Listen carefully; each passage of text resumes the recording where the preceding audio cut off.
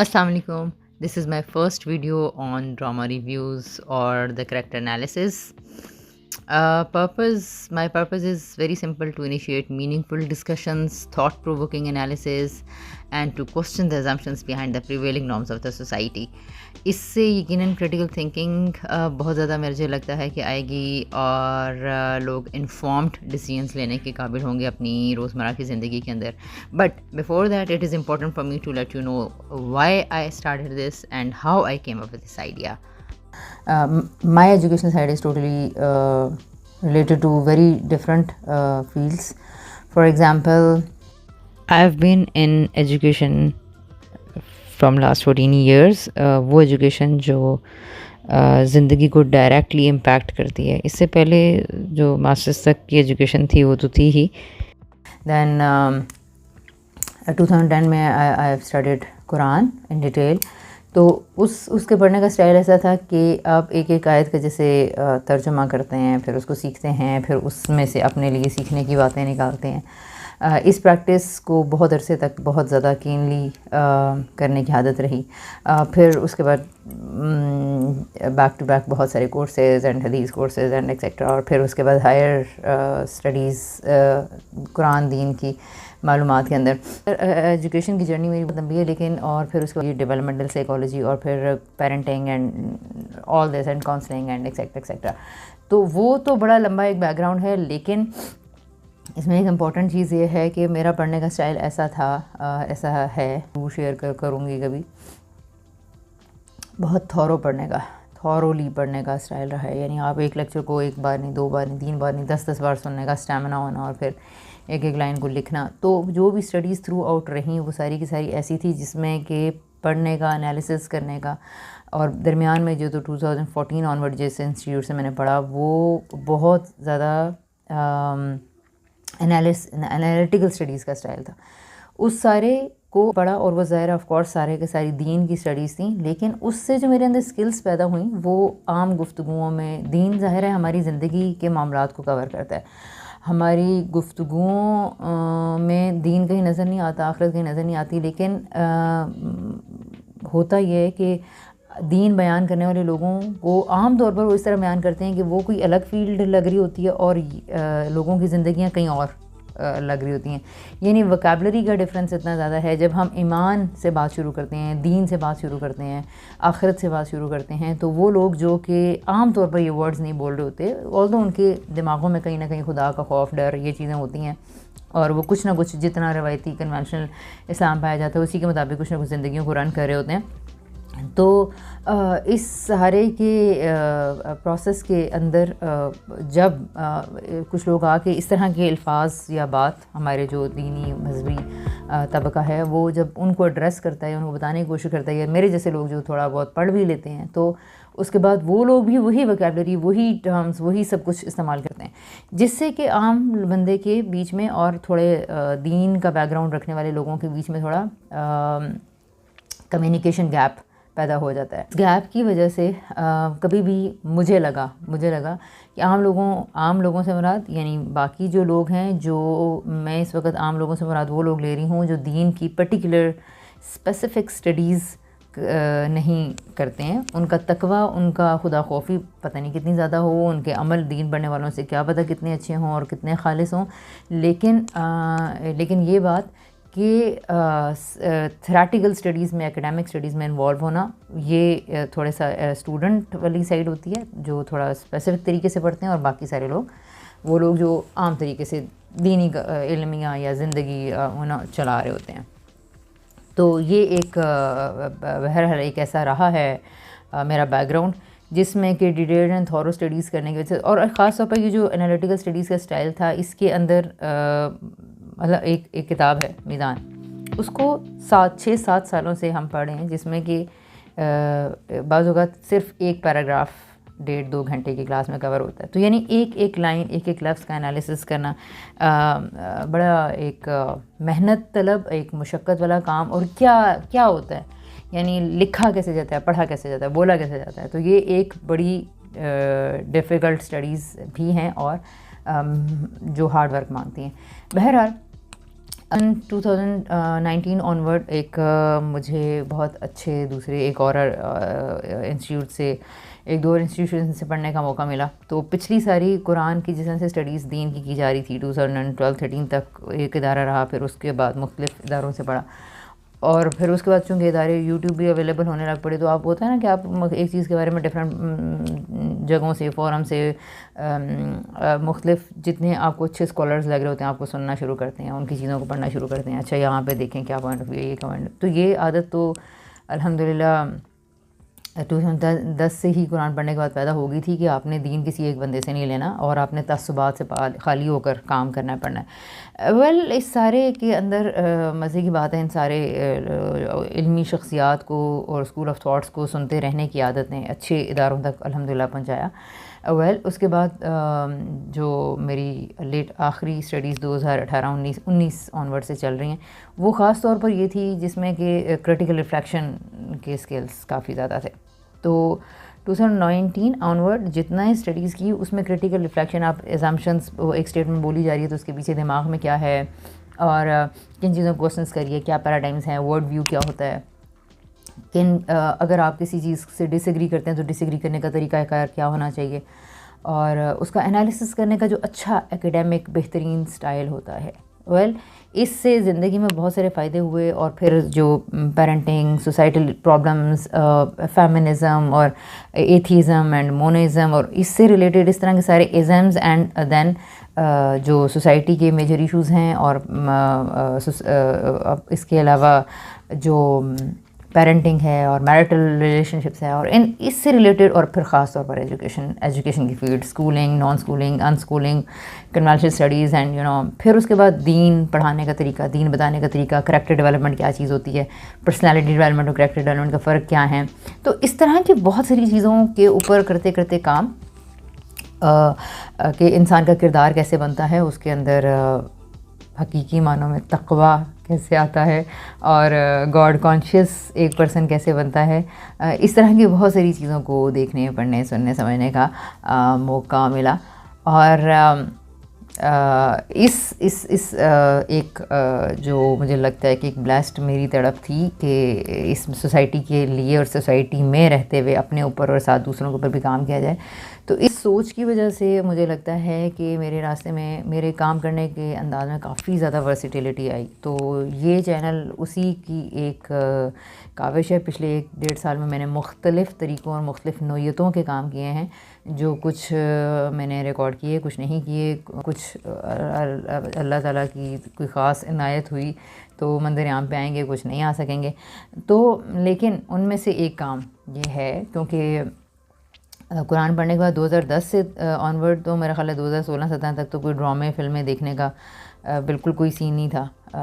तो पहले तो सारी ज़िंदगी देखते रहे थे बचपन से, लेकिन कुरान पढ़ने के बाद थोड़ा नज़रियात में ख़ास तरह की शिद्दत थी, क्योंकि तस्वीर की हुर्मत वगैरह के बारे में पढ़ चुके थे वो। एनीवेज़ बाद में जब मज़ीद पढ़ा और सुना और इस तरह की चीज़ें, तो फिर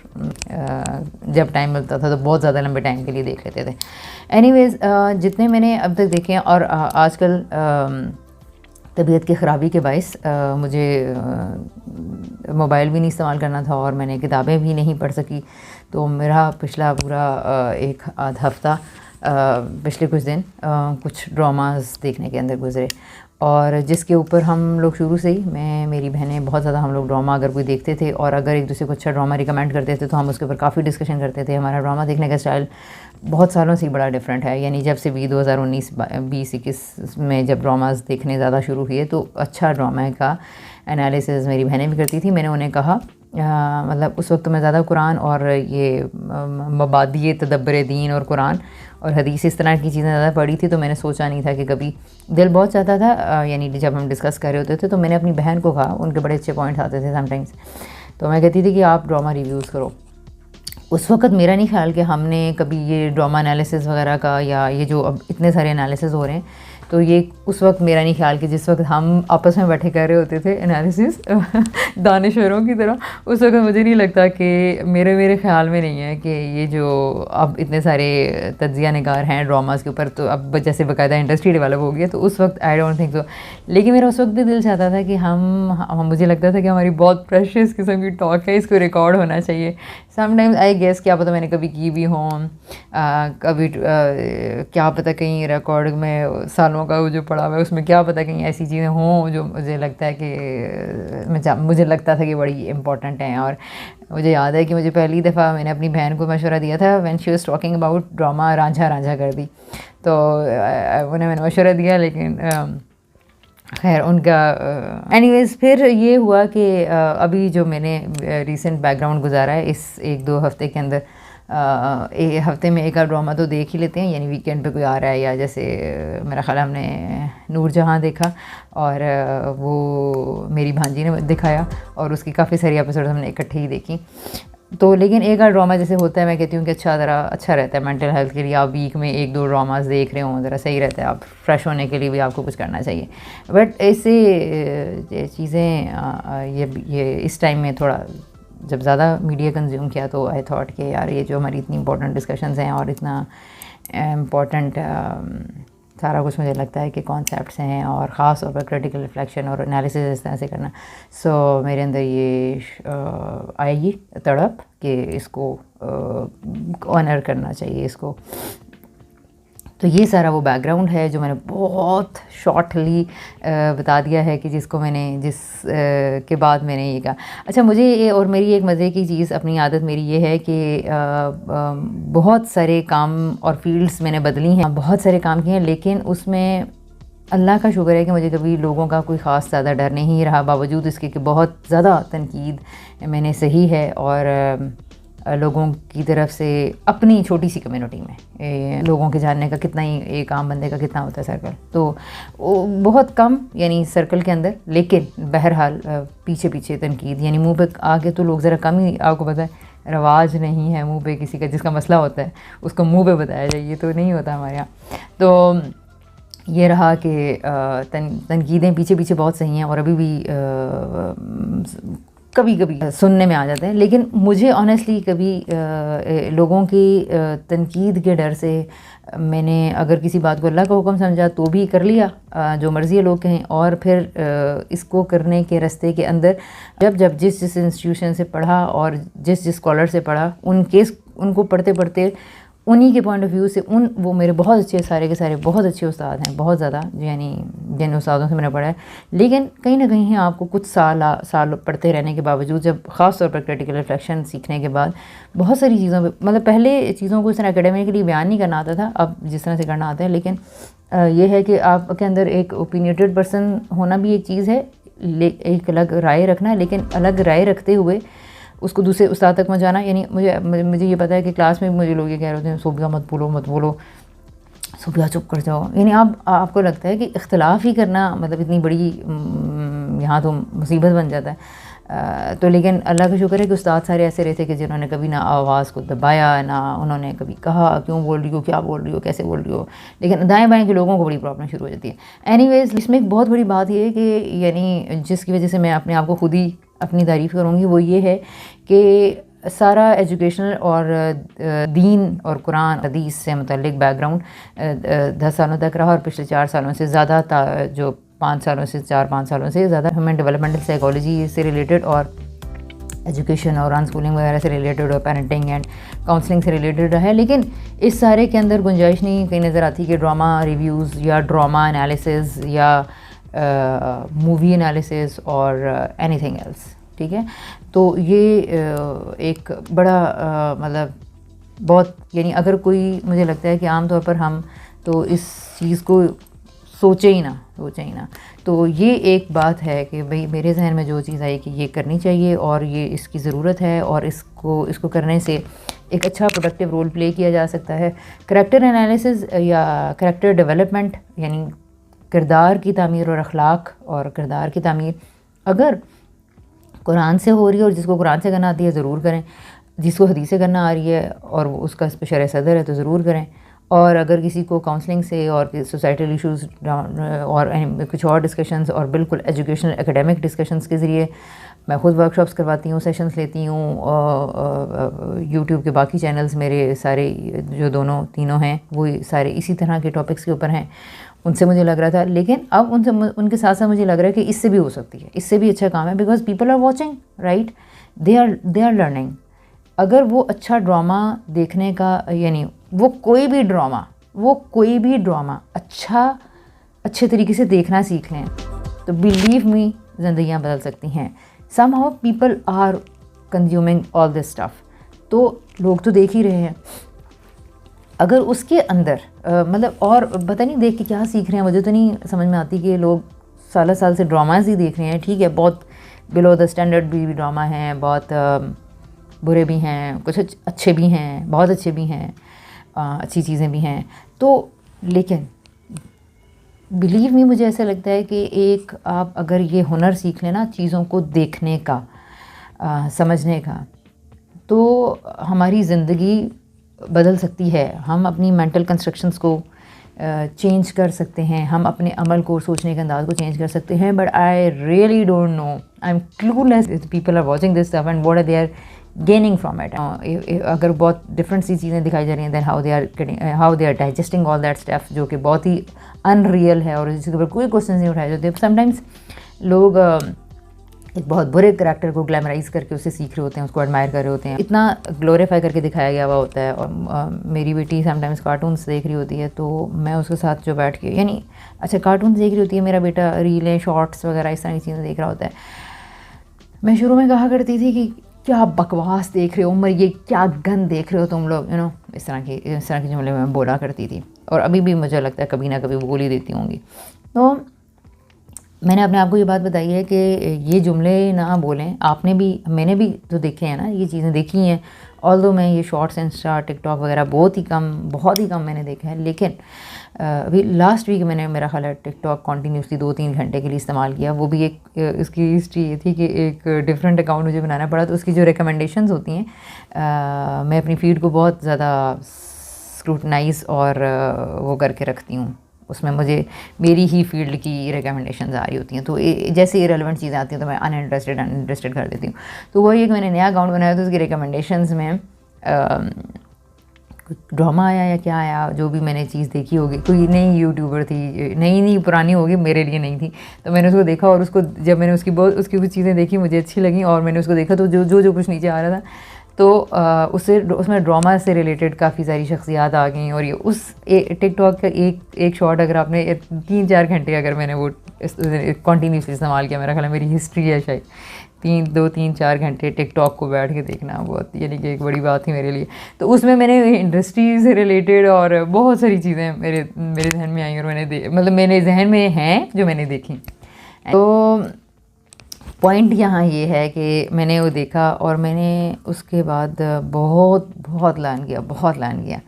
हाँ, और जो कि मैं इसके अंदर ऐड करूँगी इन ड्रामास के, और ड्रामास के अंदर जो कैरेक्टर्स हैं उनके एनालिसिस के अंदर इस्तेमाल करूँगी। वो भी यानी कहीं ना कहीं अगर उन कैरेक्टर्स से रिलेटेड कोई, उन एक्टर्स इंडस्ट्री से रिलेटेड कोई चीज़ें अगर आ गई तो ये सारा बैकग्राउंड था। और इसके बाद, इस तारुफ के बाद, या इस सारी डिस्कशन के बाद, अब मैं और मुझे कुछ कहना है या नहीं कहना, मेरा ख्याल है इस वक्त के लिए कि why I am starting this, इसके लिए मैंने छोटा सा एक बैकग्राउंड दे दिया। और हाँ, मैं एक बात यस पिछली रह गई थी, वो ये कि जब मुझे मेरा बेटी और बेटा, आप ये अगर देख रहे होते हैं तो जो भी कंटेंट है टिकटॉकों पे आ रहा होगा, और शॉर्ट्स में जो भी आ रहा होता है यूट्यूब पे, तो मैंने आई थॉट यार, अगर आपका बच्चा टाइम फिक्स कर रहा है, फॉर एग्ज़ाम्पल, अगर वो आपके लिए इम्पोर्टेंट ये है ना कि आपका बच्चा टाइम, यानी आपने उसकी ऑटोनॉमी नहीं हैम्पर करनी है, उसको डिसीजंस अपने लिए खुद ही लेने हैं। तो अगर वो डिसीजंस उसने खुद लेने के कंटेंट के देखने हैं, मेरा कंसर्न ये है कि वो स्क्रीन टाइम कितनी यूज़ कर रहा है, कितने टाइम के लिए यूज़ कर रहा है। यानी मैंने ये काम करना है कि मैं उनको रेगुलेशन की तरफ लेकर जा सकूँ ना, बच्चों को, मैं सारे बच्चों को, पेरेंट्स को, टीनेजर्स को, मदर्स को, सबके लिए ये बात कहना चाह रही हूँ। अगेन पेरेंटिंग यहाँ पे आने शुरू हो गई, लेकिन मैं यहाँ पर ये बात इम्पॉर्टेंट है, पेरेंटिंग की मुझे फ़िलहाल यहाँ बात नहीं करनी थी। आई मीन तो इम्पॉर्टेंट ये है कि वो सेल्फ़ रेगुलेटरी हो ना बच्चा अपने स्क्रीन टाइम के बारे में, तो जो एक दिन का प्रोसेस नहीं है, ज़ाहिर सालों का प्रोसेस है। तो इसके अंदर मेरा बच्चा जो भी रीलें और जो कुछ भी अच्छा बुरा जो कुछ भी स्टफ़ देख रहा है, ऑफ कोर्स एज लिमिट के साथ ही देखना चाहिए, लेकिन बच्चे जिस तरह का स्टफ़ देख रहे होते हैं ना, 5 मिनट्स हैक्स देखे जा रहे हैं, डकी भाई की रील्स आ रही हैं, और वो क्या कहते हैं, ध्रुव को देख रहे हैं, और मिस्टर बीस्ट को देख रहे हैं, और कार्टून्स वगैरह, अगर मैं छोटी बच्ची की बात करूँ तो वो देख रहे हैं। तो जो कुछ भी देख रहे हैं इस तरह का जो भी स्टफ़ है, और इसके अंदर सही भी है और गंदा भी है, और लेकिन ऑफ कोर्स इससे ही रिलेटेड चीज़ें आ रही होती हैं। इतनी तो नज़र आप रखें कि कंटेंट 18+ तो नहीं है, एडल्ट से रिलेटेड तो नहीं है, इतना तो आप देख सकते हैं, और आपको देखते रहने से पता भी चल जाता है कि किस तरह का कंटेंट आपके बच्चे की फीड में आ रहा है। तो वो अगर आपने देख लिया, तो इस तरह की चीज़ें जो बिल्कुल ही फ़नी स्टफ़ के नाम पर अजीबोगरीब चीज़ें बनी हुई होती हैं, और बच्चे देख रहे होते हैं, और हमारे अंदर एंगर एंड फ्रस्ट्रेशन बड़ा होता है। तो मैंने पिछले कुछ दिनों में ये सोचा और देखा कि मुझे लेट देम बी, देखना चाह रहे हैं देखें, देखने का तरीका सिखाएं। You have to ask and craft best questions for your children. You have to hold the conversations with your children, with your teenagers, with your anybody जिससे भी आप conversation में engage है। तो आपको ये चीज़ें सामने रखनी है। For example, what you have learned from this, why you are watching this stuff, इसको इतने stuff देखने से आपके ऊपर what do you think, आपके ऊपर क्या असर होगा, and many questions you can learn that in a specific way। बहरहाल तो इससे नहीं घबराना चाहिए कि what they are watching। अब मुझे ऐसा लगता है कि मैं कोई बहुत ही घटिया सा भी ड्रामा देख लूँगी तो मुझे लगता है कि I can learn from that, मुझे क्या करना है और क्या नहीं करना। बहुत साल पहले भी मेरी ये थोड़ी सी रही थी कि कुछ मैंने बहुत टॉक्सिक रवैये देखे, लोगों के बुरे रवैये देखे, थोड़े से गीबत करने वाले, पीछे कैसे बात करें, सामने कैसे बात करें। तो I learn for my self कि मैंने ये वाला तो काम नहीं करना। कुछ हमें किया होगा, ज़ाहिर है जो बहुत बुरा रवैया लग रहा होता है, जिस जगह पे इंसान फ़ैसला कर सकता है उसी जगह की बात करी हूँ। बाकी तो कितनी बुरी आते हैं, बुरे रवैये होंगे यकीनन, जिनको अभी तक ठीक करना है। लेकिन जहाँ पर कुछ चीज़ों में ऐसे लग रहा होता है ना कि आप बड़े वियर्ड रवैये देखते हैं या बड़े डिसअपॉइंट होते हैं बाज़ लोगों के बिहेवियर से, तो फिर इंसान सोचता है कि यार ये मैंने नहीं करना। तो ये एक चीज़ है जी, इसलिए मेरा इम्पोर्टेंट इस सारे बैकग्राउंड के बाद मैसेज ये है, जो ड्रामा के रिव्यूज़ से आई गेस मैं भी बहुत मैंने किया, इन जितने मैंने पिछले दिनों ड्रामा देखे और पहले भी माजी में जितने देखे, मैं कोशिश करूँगी जिन जिन ड्रामास ने मुझे इम्पैक्ट किया उनको मैं उनके ऊपर कोई ना कोई बात करूँ। और जो कि अभी भी मैं ड्यूरिंग द काउंसलिंग सेशंस भी बाज़ औक़ात विक्टिम माइंडसेट के बहुत सारे लोग होते हैं, ख़वातीन होती हैं, तो मैं बाज़ लोगों को ड्रामास रिकमेंड भी करती हूँ, क्योंकि माशाल्लाह इमोशनल अब्यूज़ पे 2-3 ड्रामास मुझे बहुत अच्छे लगे हैं, वायलेंस पे, फ़िज़िकल अब्यूज़ के ऊपर, मेंटल हेल्थ के ऊपर तो ऐसा कोई स्पेसिफिक मेरे जहन में नहीं है ड्रामा, लेकिन मैं अच्छा फिर इसी तरह मिसोजिनी और पैट्रियार्कल इश्यूज़ के ऊपर बहुत सारे ड्रामास मेरे जहन में हैं। फिर इसी तरह अच्छी पॉजिटिव सेल्फ़ इस्टीम और लो सेल्फ़ इस्टीम वाले लोगों के कंडक्ट्स किस तरह से डिफरेंट होते हैं। आई गेस कि मैं कैरेक्टर्स को इस तरीके से भी एनालाइज़ करती हूँ। फिर एक और एनालाइज़ करने का बहुत इंपॉर्टेंट एस्पेक्ट है पेरेंटिंग, इसमें पेरेंटिंग बिहेवियर कैसे है, इसमें कैसे है। बहुत सारे बड़े हो के पुराने ड्रामास देखे, जब ये अभी जिस तरह जो अब देखने का अंदाज़ डेवलप हुआ, तो मैंने रूसा जैसे हमने बचपन में देखा तो हम समझते थे वो एक रूसा का ही ड्रामा है, बट जब मैंने बड़े होकर देखा तो आई वाज ब्लोन, रियली इतना डिफरेंट था कि ओ माय गॉड, ये तो ड्रामा की स्टार्टिंग कहाँ से हुई है, इसमें क्या टॉपिक और क्या इशू उठाया गया है। तो एक सिंगल मदर ने और एक किस रिस्पॉन्सिबिलिटी के तहत किस तरह बच्ची को पाला, बाप ने और उसकी फूफियों ने, और वो जो परमिसिव पेरेंटिंग स्टाइल होता है, आरिफा कैसी बनी और रूसा कैसी नहीं। तो मतलब बड़े हो गए जिन ड्रामास के ऊपर देखने का स्टाइल जब अच्छा बदला, चेंज हुआ, तो फिर वो जो पिछले ड्रामास देखे उससे पता चला कि यार ये तो बड़ा ये नहीं है, ड्रामा का सब्जेक्ट बड़ा चेंज था। हम बच्चे थे, हमें तो ये बातें ही नहीं पता थी, बिटवीन द लाइन्स जो बातें की जा रही होती हैं नहीं पता होती हैं, बड़े होकर समझ में आई। तो देखने का बार बार मैं ये नहीं कह रही कि बार बार ड्रामे ही देखते रहे बैठ के, ड्रामे देखें, उनसे सीखें, फिर कुछ अच्छे काम करें। लेकिन ये है कि एक चीज़ को बचपन में देखना और एक एडल्ट एज में देखना, और एक जो क्लासिक किस्म के हमारे कुछ ड्रामाज हैं उनको 2-3 बार देखने में मेरा नहीं, आई डोंट फील कि कोई हर्ज है। आपको माजी में बचपन में आपने ड्रामाज देखे, जैसे खुदा की बस्ती ड्रामा कहा जाता है कि बड़ा कोई क्लासिक था, अभी तक मैं नहीं देख पाई, मुझे शायद वो अवेलेबल भी नहीं है, मुझे लगता है कहीं किसी ज़माने में थोड़ा रिपीट टेलीकास्ट हुआ था लेकिन मौका नहीं मिला। लेकिन ये है कि देखना चाहिए। मैं ये कहती हूँ कि अब जब आपका अच्छा शऊर डेवलप हो चुका है, आप अच्छी चीज़ों को समझने के काबिल हो रहे हैं, तो आपको ज़रूर चीज़ों को इससे पता चलता है कि आपकी कितनी ग्रोथ हुई है, और आप पहले 3-4 एंगल्स से देखने के काबिल थे और अब आपको 8-10-9 डिफरेंट तरीक़ों से चीज़ों को देखना और एनालाइज करना आ गया। So this is the history जी, and now we'll start this बहुत बड़ी जद्दोजहद और सफ़र और स्ट्रगल के बाद फाइनली यानी जब से इरादा किया हुआ है उसके भी बाद से भी मुझे इतना टाइम लग गया इसको स्टार्ट करने में। सो मिलेंगे आजकल के जो ड्रामाज हैं फ़िलहाल जो मैंने देखे हैं, फ़िलहाल तो मैं उन्हीं पे स्टार्ट करूँगी। अगर टाइम हुआ तो फिर जब जैसे अल्लाह ताला ने तौफीक दी तो फिर बाकियों के ऊपर भी बात होगी। तो टिल देन अल्लाह हाफ़िज़। फर्स्ट ड्रामा रिव्यू के साथ इंशाल्लाह मिलेंगे। अल्लाह हाफ़िज़।